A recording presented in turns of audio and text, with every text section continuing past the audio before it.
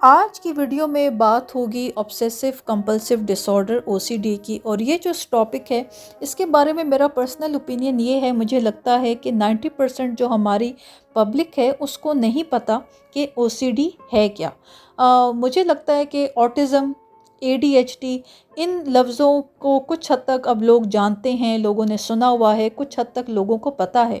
But OCD के बारे में मुझे ये लगता है कि लोगों को नहीं इन्फॉर्मेशन। आज की वीडियो में अगेन मैं आसान लफ्ज़ों में आप लोगों को एक्सप्लेन करूँगी कि ओसीडी है क्या। मेरी वीडियो एंड तक कंप्लीट देखिएगा।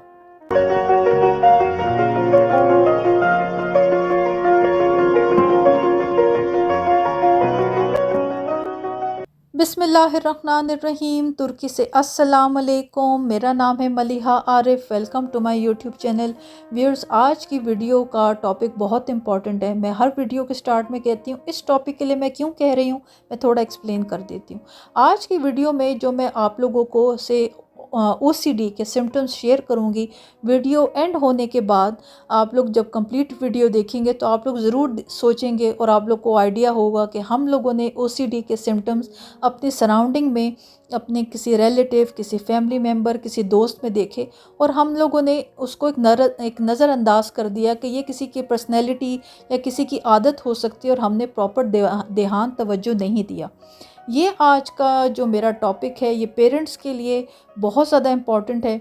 ऑटिस्टिक बच्चों में कुछ एक लेटर टाइम पर ओसीडी के ट्रेट्स आते हैं।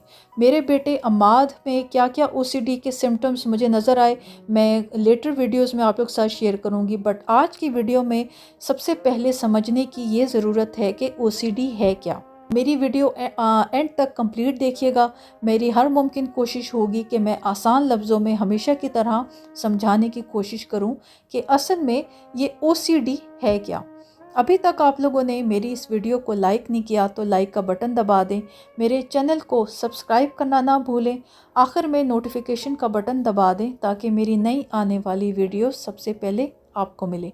वीडियो स्टार्ट करते हैं। जी व्यूअर्स, इस टॉपिक के बारे में थोड़ा सा मेरा ये पर्सनल ओपिनियन है कि कुछ वर्ड्स लोगों को सुनने में मुश्किल लग रहे होंगे। अगर मैं अपनी नॉर्मल ऑडियंस की बात करूं, ख़वातीन मुझे घर बैठ के सुन रही हैं, देख रही हैं, तो एग्जैक्टली उनको नहीं पता कि असल में इन लफ्ज़ों का मतलब क्या है, ऑब्सेसिव कंपल्सिव डिसऑर्डर ओसीडी।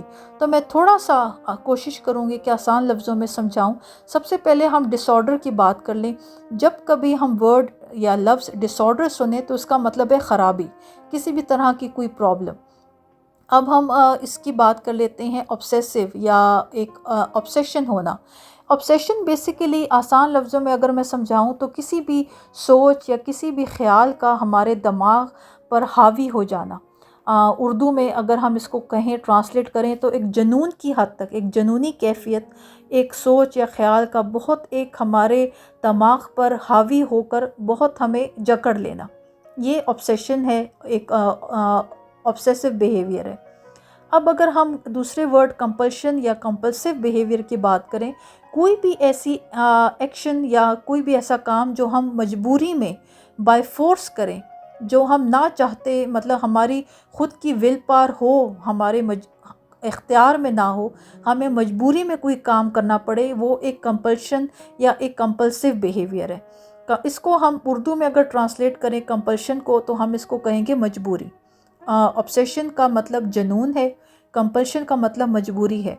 तो ऑब्सेसिव कंपल्सिव डिसऑर्डर आसान लफ्ज़ों में किसी भी जुनून की हद तक किसी सोच, किसी ख्याल का हमारे दिमाग पर हावी हो जाना और वो सोच और ख्याल हमें मजबूर करे कुछ ऐसे एक्शंस या कुछ ऐसे काम करने पर जो हमारे इख्तियार में ना हो, और वो काम करने के बाद हमें कुछ लम्हों का सुकून मिले और फिर से एक काम का, उस एक्शन का, उस प्रोसेस का एक काम फिर से रिपीट करें और एक रिपीटिटिव बिहेवियर हो।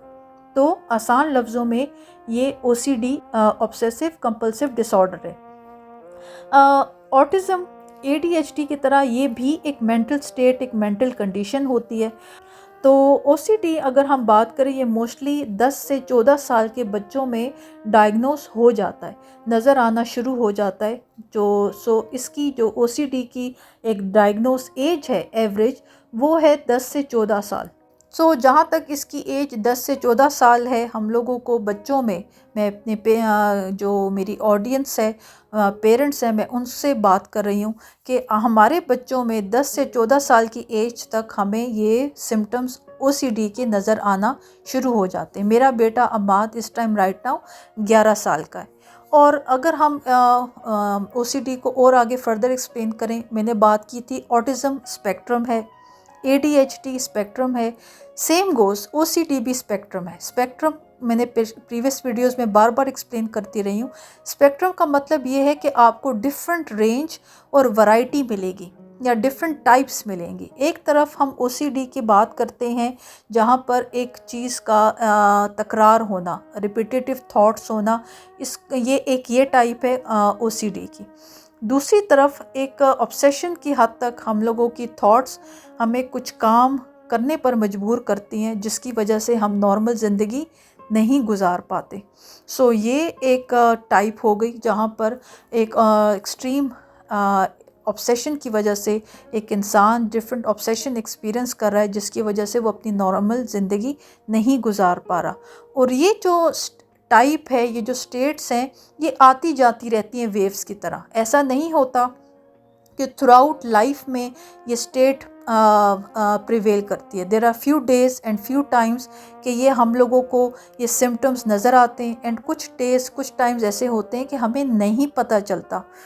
ये वेव्स की तरह ये स्टेट्स आती जाती रहती हैं। But again her OCD case दूसरे से फ़र्क होता है।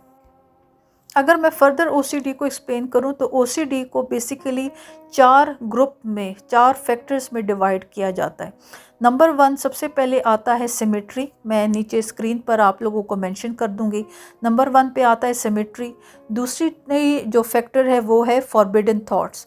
कोई भी नामुनासिब किस्म के ख्याल दिमाग में आना, नेगेटिव ख्याल कह लें आसान लफ्ज़ों में, ये इसका दूसरा फैक्टर है। तीसरा फैक्टर है क्लीनिंग। एक्सट्रीम एक्सेसिव ऑब्सेशन की हद तक सफाई का जुनून होना, और ये तीसरा फैक्टर है सफाई, क्लीनिंग। और चौथा जो इसका फैक्टर है, फोर्थ फैक्टर, ये है होर्डिंग। किसी भी चीज़ की ज़ख़ीरा अंदोज़ी कर लेना, जहाँ पर आप लोग कुछ पर्सनैलिटीज़ में, इंसानों में नोट करते होंगे जिनको जुनून की हद तक शॉपिंग का शौक़ है, वो दिन रात सिर्फ शॉपिंग करते हैं। ये भी एक OCD की फैक्टर, एक टाइप है जिसको हम कहते हैं होर्डिंग। तो फिर रिपीट कर दूं, OCD बेसिकली 4 फैक्टर्स पे डिस्कस होता है: सिमेट्री, फॉरबिडन थॉट्स, क्लीनिंग और होर्डिंग।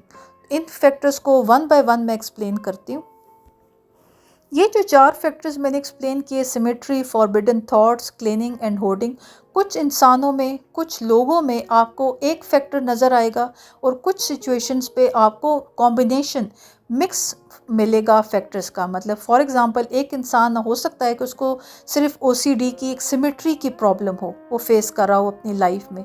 कुछ सिचुएशंस में ऐसे हो सकता है कि कोई और इंसान, कोई और शख्स, उसको फॉरबिडन थॉट्स भी आती हो, उसको होर्डिंग का प्रॉब्लम भी हो, और सफाई की भी एक एक्सट्रीम ऑब्सेशन हो। ये वेरी करता है हर इंसान में, हर शख्स में ये वेरी करता है। बट बात बताने का मकसद ये है कि OCD बेसिकली 4 फैक्टर्स पे डिस्कस होता है। मैं ये 4 एग्जांपल्स आप लोगों को वन बाय वन एक्सप्लेन करूँगी। जिस तरह प्रीवियस मेरी जो वीडियोस थी, मैंने डिफरेंट स्टूडेंट्स की या किसी भी एक फ़र्ज़ी कैरेक्टर को लेकर मैंने सिचुएशन एक्सप्लेन की। आज की वीडियो में मैं ये 4 फैक्टर्स आप लोगों को एक्सप्लेन करूँगी स्क्रीन पर। डिफरेंट एक फ़र्ज़ी कैरेक्टर के हम एग्ज़ाम्पल या डिस्कस करेंगे उसको, सो दैट आप लोगों को आसान लफ्ज़ों में समझा सकूं बेसिकली कि OCD, ऑब्सेसिव कंपल्सिव डिसऑर्डर, है क्या। यहाँ पर हम 4 लोगों को लेंगे। जिस तरह मैंने बताया कि OCD के बेसिकली 4 फैक्टर्स हैं जो डिस्कस होते हैं, तो हम यहाँ पर 4 कैरेक्टर लेंगे। एक अली, आमना, मरियम और अहमद। हम इन चारों को वन बाय वन डिस्कस करेंगे और मैं आप लोगों को एक्सप्लेन करूँगी कि इन चारों में, अली में, आमना, मरियम और अहमद में किस तरह के OCD सिम्टम्स मौजूद हैं, वो अपनी लाइफ में क्या प्रॉब्लम फेस कर रहे हैं, और एक नॉर्मल ज़िंदगी गुजारने में उनको किस तरह OCD प्रॉब्लम्स खड़ी कर रहा है उनके लिए। तो सबसे पहले एग्ज़ाम्पल हम अली की ले लेते हैं। अली का जो बेसिक एक प्रॉब्लम है सिमेट्री होना। उसको हर चीज़ ऑर्गेनाइज चाहिए। अब हम बात करें कि एक नॉर्मल शख्स या किसी भी शख्स को लाइफ या उसकी रूटीन या उसको ज़िंदगी में चीज़ें ऑर्गेनाइज चाहिए, बट ओसीडी की अगर हम बात करें, ऑब्सेसिव कंपल्सिव डिसऑर्डर की, तो जिस तरह मैंने स्टार्ट में मेंशन किया, चीज़ों का, थॉट्स का ऑब्सेशन होना, जुनून होना। एक होता है एक जनरल, एक नॉर्मल इंसान में लाइफ को ऑर्गेनाइज देखना, बट ओसीडी एक जुनून की हद तक एक एक्सट्रीम ऑब्सेसिव थॉट्स हैं। यहाँ पर अली को प्रॉब्लम ये है कि वो एक जो लाइब्रेरियन है। अब उसको ये प्रॉब्लम है कि जब वो सुबह एंटर हो तो उसको हर बुक अपने शेल्फ पर ऑर्गेनाइज चाहिए, कलर वाइज, हाइट वाइज, मतलब चीज़ों की डिटेलिंग एक्सट्रीम हद तक है। इवन इस हद तक कि उसका एक ऑब्सेसिव बिहेवियर ये है कि उसको आदत है कि जब वो अपनी शिफ्ट ख़त्म होने के बाद जब लाइब्रेरी से बाहर निकलेगा तो वो बैकवर्ड निकलेगा, अपनी कमर पीछे करके निकलेगा। ये थॉट या ये एक्शन उसको सुकून देता है, या उसके दिमाग में इसकी एक सिमेट्री है, एक ऑर्गेनाइज सिस्टम है। उसको एक आदत है कि जब भी वो लाइब्रेरी में सुबह आएगा तो फर्स्ट ऑफ ऑल उसको बुक्स ऑर्गेनाइज चाहिए। तो उस सिचुएशन पे जब उसकी शिफ्ट ख़त्म होती है, सबसे पहले तो अपनी शिफ्ट ख़त्म होने के बाद वो पूरा टाइम लगाता है अपनी बुक्स ऑर्गेनाइज करने में। यहाँ पर ये ऑब्सेसिव बिहेवियर किस तरह है, कुछ दिन कुछ टाइम ऐसे भी हो सकते हैं कि अली की कोई पर्सनल कमिटमेंट हो, कोई मीटिंग हो, या कुछ गेस्ट को घर में मिलना हो। उस सिचुएशन पे अली ये कर सकता है कि ये बुक्स वो अपनी शिफ्ट ख़त्म होने के बाद रात को अरेंज नहीं करेगा, कल आके कर लेगा, बट वो नहीं कर सकता। वो मजबूर है अपने ऑब्सेसिव बिहेवियर की वजह से कि जब तक वो बुक्स सेट नहीं करेगा उसको सुकून, इत्मीनान नहीं मिलेगा। वो अपनी बाकी लाइफ के बाकी काम रूटीन के इंजॉय नहीं कर सकता, प्रॉपर तवज्जो नहीं दे सकता। किसी भी बिहेवियर का ऑब्सेशन या जुनून की हद तक, हालांकि ये बड़ी छोटी सी बात है कि एक इंसान की को लाइफ में सिमेट्री चाहिए, बट सिमेट्री का लेवल इस हद तक होना कि आप अपनी लाइफ को उस आदत पे इतना डिपेंडेंट कर लें कि आप लाइफ के बाकी काम ना कर सकें। अली ये प्रॉब्लम अपनी नॉर्मल एक रूटीन लाइफ में फेस करता है कि अगर कुछ सिचुएशंस पे उसकी पर्सनल कमिटमेंट भी आ जाए तो वो पर्सनल कमिटमेंट वेट करती है, बिकॉज जब तक अली अपनी लाइब्रेरी को प्रॉपर सेट नहीं करेगा, each and every shelf book height wise, colour wise organise set नहीं होंगी, वो लाइब्रेरी छोड़ के नहीं जा सकता। और अगेन लाइब्रेरी से जब बाहर भी निकलेगा तो पीछे की तरफ अपनी कमर करके निकलेगा। एक नॉर्मल तरीका ये है, जब हम दरवाज़ा खोलते हैं तो हमारा मुंह होता है दरवाजे की तरफ, और हम फेसिंग टुवर्ड्स डोर होते हैं, बट अली पीछे कमर की तरफ रुख करके बैकवर्ड चलता हुआ अपनी लाइब्रेरी से बाहर निकलता है। अली का एक सिमेट्री का प्रॉब्लम है, एक बिहेवियर है, ओसीडी का जो वो फेस कर रहा है अपनी लाइफ में। नेक्स्ट हम एग्जांपल ले लेते हैं, डिस्कस करते हैं आमना की। आमना का प्रॉब्लम ये है कि उसको अपने दिमाग में फॉरबिडन किस्म की, नेगेटिव किस्म की थॉट्स, ख्यालात आते हैं, स्पेशली उसकी मदर की डेथ के बाद। उसको लगता है कि उसकी मदर की डेथ के बाद सब लोग मर जाएंगे, कोई भी नहीं रहेगा, और उसके वन बाय वन फादर, बहन, भाई, सब दोस्त, सब फ्रेंड्स मर जाएंगे, और इवन इवेंचुअली उसकी भी डेथ हो जाएगी। आमना के दिमाग में ये फॉरबिडन थॉट्स और नेगेटिव थॉट्स इतने एक्सट्रीम लेवल तक कुछ हद तक आ जाती हैं, जिसकी वजह से कुछ सिचुएशंस पे कुछ टाइम में उसकी तबीयत एक्सट्रीम हद तक ख़राब हो जाती है, जब वो स्ट्रेस, टेंशन और पेन लेती है। और ये ऑब्सेसिव थॉट्स जब उसके दिमाग में आती हैं कि उसकी मदर के डेथ के बाद अब सब मर जाएंगे, कोई भी नहीं रहेगा, आमना की भी डेथ हो जाएगी, उसकी तबीयत ख़राब होती है, उसकी जो कहते हैं हार्ट रेट है वो डिस्टर्ब हो जाता है, एक्सट्रीम किस्म की नेगेटिव सोच, ख़यालात, घिनौने किस्म के ख़यालात उसके दिमाग में आना शुरू हो जाती हैं, जिसकी वजह से वो काफ़ी डिस्टर्ब रहती है। ओसीडी का एक फैक्टर है फॉरबिडन थॉट्स, नेगेटिव थॉट्स का होना। अब ये थॉट्स आमना के कंट्रोल में नहीं है। एक फितरी अमल है कि जब हम किसी रिलेटिव या किसी भी इंसान को खोते हैं, उसकी डेथ के बाद हमें एक कमी फील होती है, एक नेचुरल फिनोमेना है। बट ओसीडी, जहाँ पर हम वर्ड ऑब्सेसिव यूज़ करते हैं, जुनून की हद तक ख्यालात का होना, आमना को लगता है कि अगर उसकी मदर के डेथ के बाद वो अपनी लाइफ को प्रॉपर कंट्रोल नहीं कर सकती, उसने भी मर जाना है, उसके फ्रेंड्स रिलेटिव सब ने वन बाय वन मर जाना है और उसको कुछ हो जाएगा। सो ये एक स्टेट है, एक फैक्टर है ओसीडी की, फॉरबिडन थॉट्स, नेगेटिव थॉट्स का होना। ये आमना को नॉर्मल लाइफ गुजारने में बहुत प्रॉब्लम खड़ी करती है। किस तरह वो अपने न्यू जो रिलेशनशिप नहीं बना सकती, बिकॉज़ उसको लगता है वो कोई भी नया रिलेशनशिप बनाएगी तो उस नए रिलेशनशिप ने, उस नए शख्स ने, इंसान ने मर जाना है, बिकॉज़ वन बाय वन सब ने मरना है। तो वो अपनी लाइफ नॉर्मल तरीके से फेस ही नहीं कर पा रही, वो नहीं अपनी नॉर्मल लाइफ गुजार पा रही। सो अगेन एक और ओसीडी का जो फैक्टर है वो फॉरबिडन नेगेटिव थॉट्स हैं जो आमना फेस कर रही है।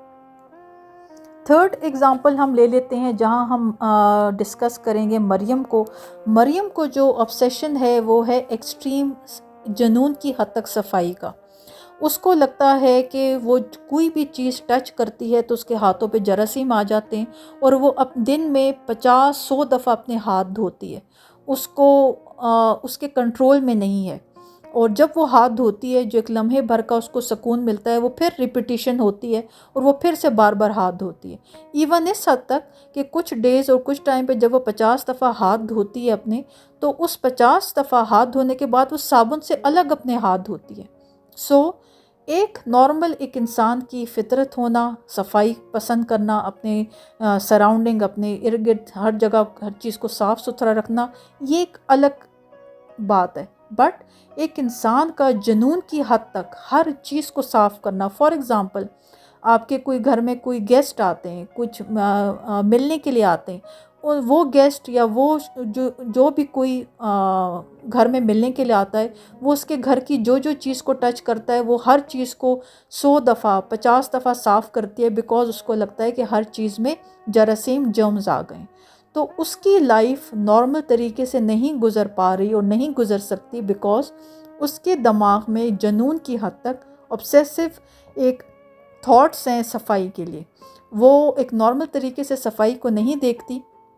उसको लगता है कि वो जिस चीज़ को टच करती है तो हर चीज़ में जरासीम है। दरवाज़े का हैंडल, कबर्ड की साइड, गाड़ी का दरवाज़ा, शॉपिंग मॉल, एनीथिंग।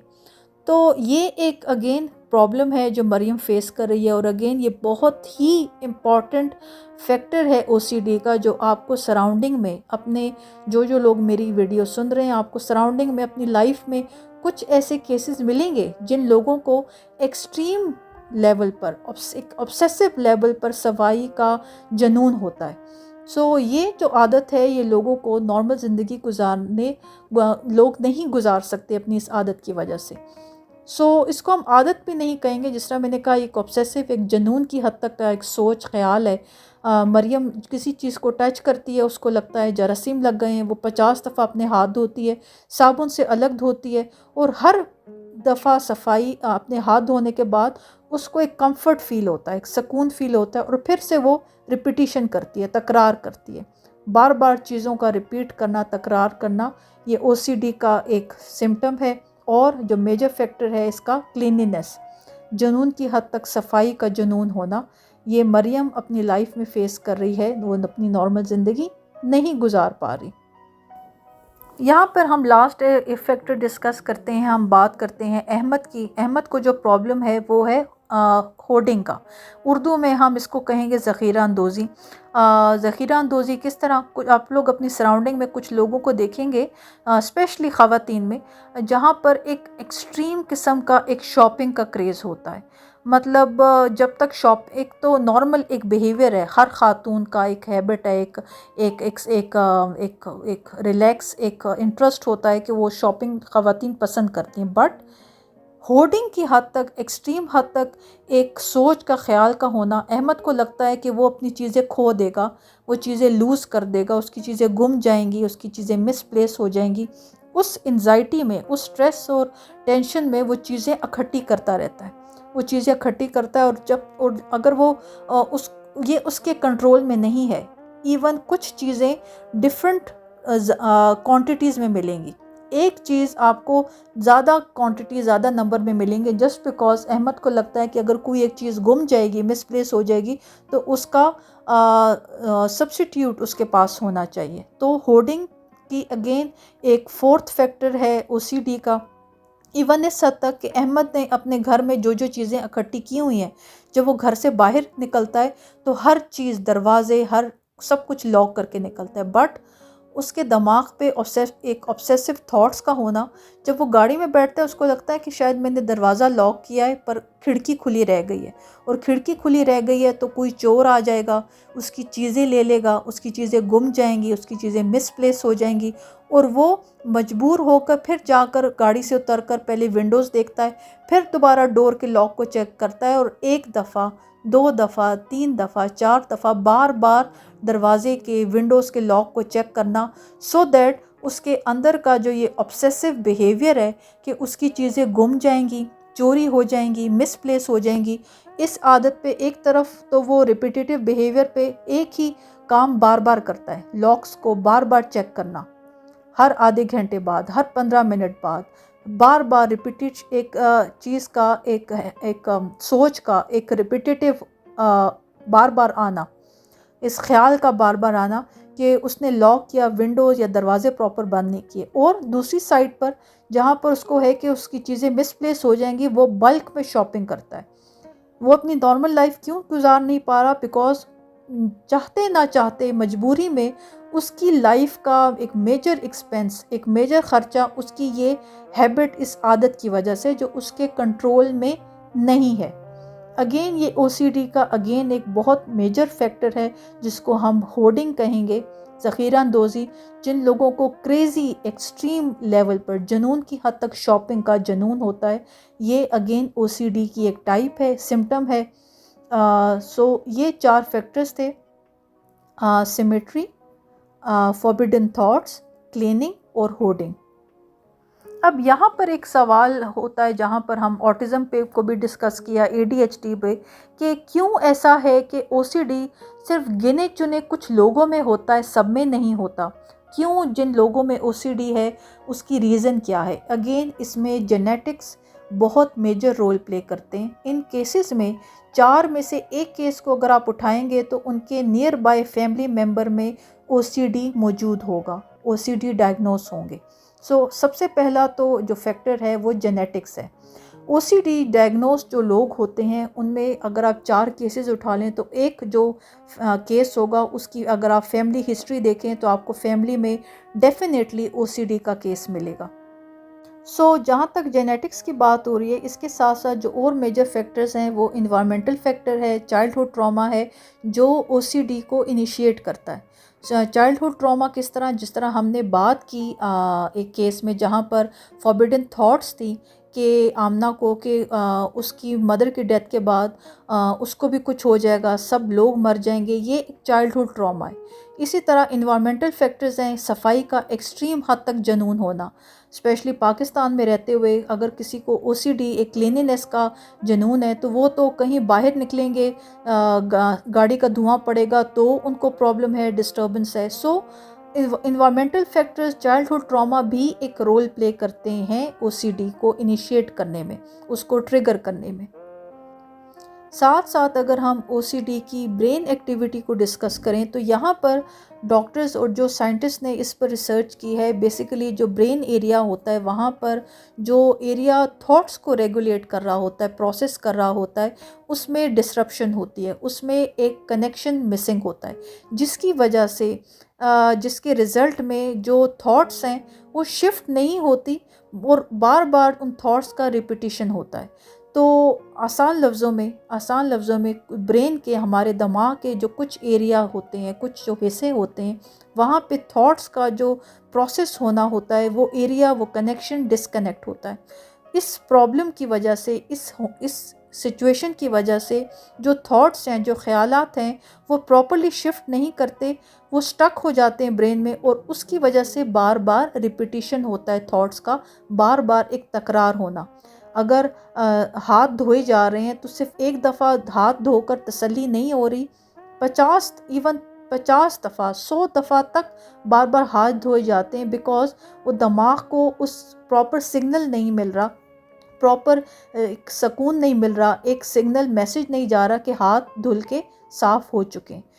इसको इस तरह भी एक्सप्लेन करें जिस तरह मैंने आप लोगों से एक्सप्लेन किया कि जहाँ पर होर्डिंग की प्रॉब्लम थी और बार बार दरवाज़े का, विंडोज़ का चेक करना कि क्या डोर लॉक है, विंडोज़ लॉक हैं, ये एक बार बार एक चेक करने का रिपीटिशन, ना ख़त्म होने वाला चेक, 1 दफ़ा 2 दफ़ा 3 दफ़ा 50 दफ़ा 100 दफ़ा लॉक्स का, विंडोज़ का चेक करना, जस्ट बिकॉज ब्रेन को बार बार मैसेज जा रहा है कि क्या मैंने लॉक किया है, डिड आई लॉक्ड।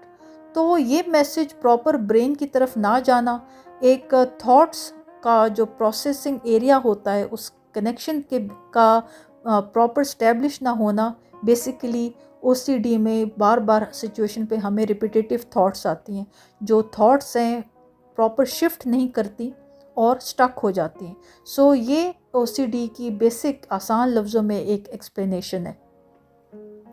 जिस तरह मैं बार बार एक वर्ड ऑब्सेशन या ऑब्सेसिव बिहेवियर को एक्सप्लेन कर रही हूँ, ऑब्सेसिव बिहेवियर या ऑब्सेशन किसी भी दिमाग में जुनून की हद तक ख्यालात का होना, बट साथ साथ एक कंपल्शन होना, एक लर्नड एक रिस्पॉन्स है जिसकी वजह से एक एंजाइटी लेवल आ जाता है। अगर हमारे दिमाग में किसी भी तरह की एक नेगेटिव, एक जुनून की हद तक कोई सोच और ख़्याल आ रहा है और वो ख़्याल हमें मजबूर कर रहा है कुछ करने में, एक कंपल्शन फील हो रही है, मजबूरी में हम कोई काम कर रहे हैं और उस काम, उस थॉट का, उस प्रोसेस का बार बार रिपीट करना, बार बार तकरार होना, ये ओसीडी है, ऑब्सेसिव कंपल्सिव डिसऑर्डर है। जिस तरह मैंने एग्जांपल दी हाथों की सफाई का, अगर वो बार बार अपने हाथ साफ़ करती है तो देयर इज़ अ एक प्रोबेबिलिटी केस है, उसको लगता है कि उसने प्रॉपर हाथ नहीं धोए। उस सिचुएशन पे बार बार उसके हाथों का धोना उसको एक मेंटल एक रिलीफ दे रहा है, एक सुकून दे रहा है कि उसने हाथ धो लिए।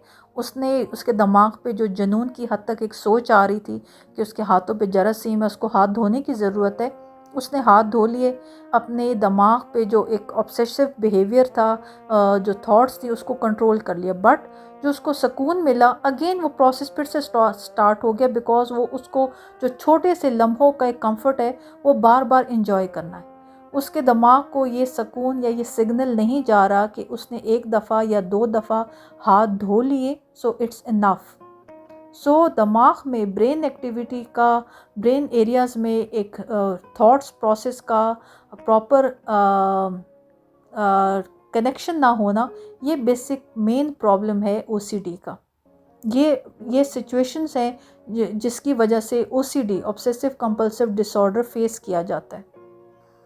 सो अगर हम इस ओसीडी की साइकिल की बात करें, साइकिल क्यों, हम एक काम को बार बार रिपीट करके उसका रिपीटिशन कर रहे हैं, एक रिपीटेटिव बिहेवियर है। जब ओसीडी साइकिल स्टेब्लिश हो जाता है, ये ऑब्सेशंस, ये जुनूनी ख्यालात हमें स्ट्रेस और एंजाइटी देते हैं।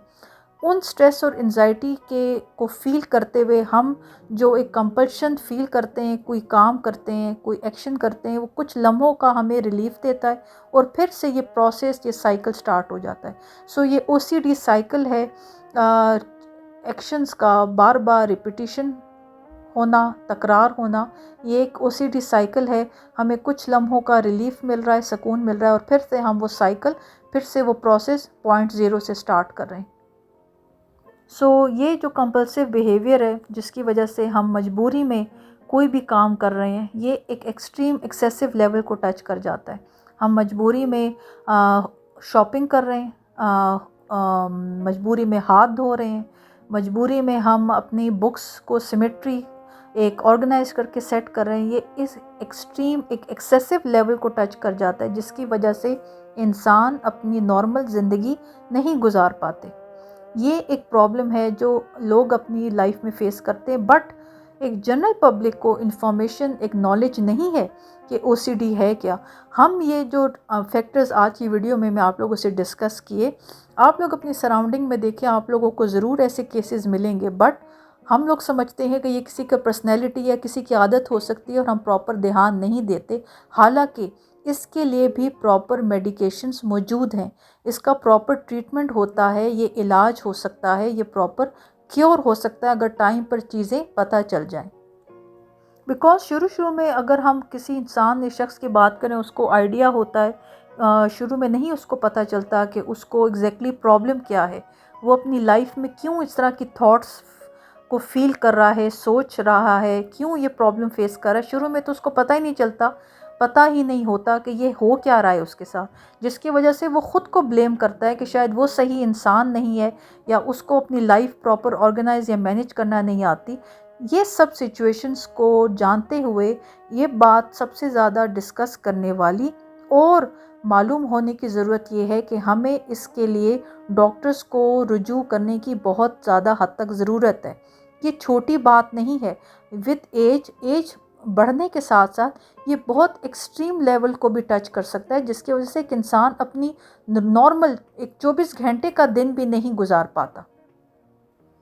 इस प्रोसेस के लिए ये जो ओसीडी है, इसके लिए प्रॉपर मेडिकेशंस, प्रॉपर ट्रीटमेंट मौजूद है। बेसिकली इसको कहा जाता है कि हम अपने ब्रेन को क्वाइट कैसे कर सकते हैं। अपने ब्रेन को खामोश करने की बहुत ज़्यादा हद तक ज़रूरत है। मैं खामोश क्यों कह रही हूँ, आपके दिमाग में, ब्रेन में जो एक ऑब्सेसिव किस्म की थॉट्स आ रही हैं, जुनून की हद तक थॉट्स आ रही हैं, जो आपको मजबूर कर रही हैं 100 दफ़ा 50 दफ़ा हाथ धोने पे, बार बार दरवाजे खिड़कियाँ चेक करने पे कि क्या आपने लॉक किया है या नहीं किया। आपके दिमाग को क्वाइट होने की, खामोश होने की ज़रूरत है। इसके लिए प्रॉपर ट्रीटमेंट, इलाज, मेडिकेशंस मौजूद हैं। मैं आज की वीडियो बस इस पॉइंट पर एंड करती हूँ। ट्रीटमेंट जो ओसीडी का है, इस पे प्रोफेशनल एक गाइडेंस लेने की ज़रूरत है। बट येस, इन शॉर्ट ये है कि बेसिकली कॉग्निटिव बिहेवियर थेरेपी के थ्रू हम इसको ओसीडी को काफ़ी हद तक कंट्रोल कर सकते हैं। जो एक इंटेंसिव एक्सट्रीम किस्म की ऑब्सेसिव थॉट्स हमें मजबूर करती हैं कि हम कोई काम करें, इन थॉट्स को रेगुलेट करने की, इनको प्रॉपर कंट्रोल करने की ज़रूरत है और ये कंट्रोल होती हैं। इसका प्रॉपर एक मेडिकल तरीका है, प्रॉपर प्रोफेशनल गाइडेंस लेने की ज़रूरत है और चीज़ें अंडर कंट्रोल हो सकती हैं। सिर्फ बात समझाने की ज़रूरत ये है कि हमें ये पता होना चाहिए कि ओसीडी है क्या। अगर हम अपने बच्चे में 14 साल 15 साल के बच्चे में या किसी एडल्ट में भी इस तरह के कोई मिलते जुलते सिम्टम देखते हैं, तो हमें उनको समझाने की, उनको इन्फॉर्मेशन देने की ज़रूरत है कि अगर आप अपनी लाइफ में ये तकलीफ़ या ये परेशानी या मुश्किल फेस कर रहे हैं तो ये ओसीडी हो सकता है। आप ओसीडी डायग्नोस हो सकते हैं। आपको प्रॉपर मेडिकल ट्रीटमेंट लेने की ज़रूरत है और एक नॉर्मल लाइफ गुजारने की काफ़ी हद तक एक इंसान, एक शख्स काबिल हो जाता है। तो मैं आज की वीडियो यहाँ पे इस पॉइंट पर एंड कर रही हूँ। एज़ ऑलवेज़ मैंने काफ़ी हद तक आसान लफ्ज़ों में समझाने की कोशिश की कि ओसीडी है क्या।